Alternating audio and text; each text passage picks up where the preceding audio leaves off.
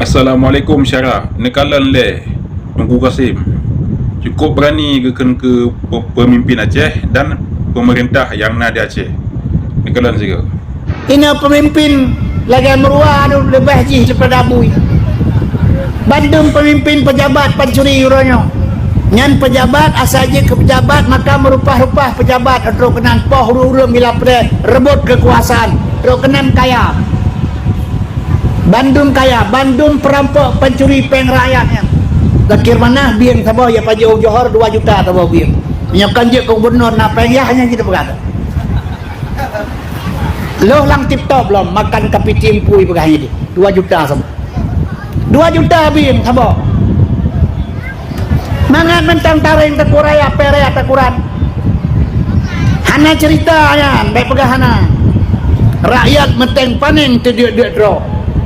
Kau muslim maka saja ke pejabat Bandung kaya maka merupah-rupah terkenan bejit ke pejabat Kibantara nya ini teknik ni tapuan naik bila Jakarta teken MOU hana ni tamah batalion lam di Aceh punya kaim jadi hana ibi tapu baik salah ini lebih-lebih urangnya lon dekat telefon uji pula apa baik salah nya baik penafi nya Jakarta 80 ke kai pengurusan Aceh yang kalau Syarah Tunggu Kasim.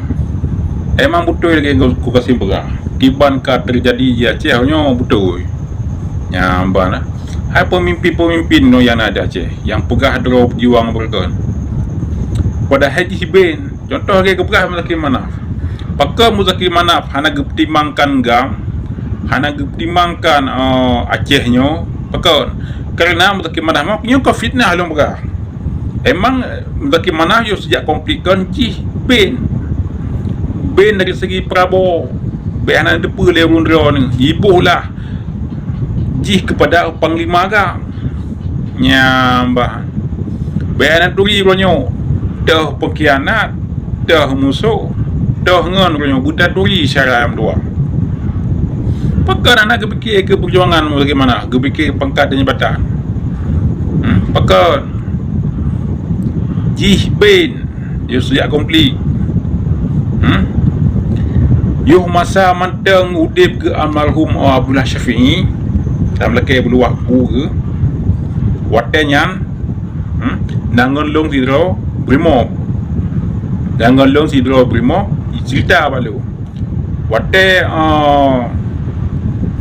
Abdullah Syafi'i watenyan manteng na ke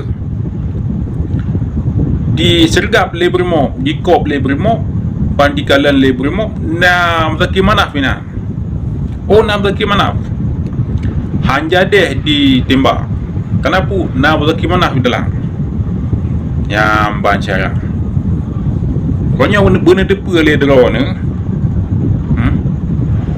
pakon Acehnya haji pertimbang oleh Muzakir Manaf yang kenyan contoh lagi aku Kasim pegah tanya pakon beha kenyan keken kepada pemimpin yang ada Aceh pemerintah pejabat-pejabat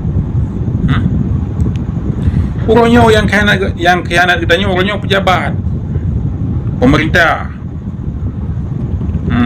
pemimpin aku orangnya dibancara bermerdeka dari segi orangnya tanya anak tak fikir pula lain merdeka agama merdeka bangsa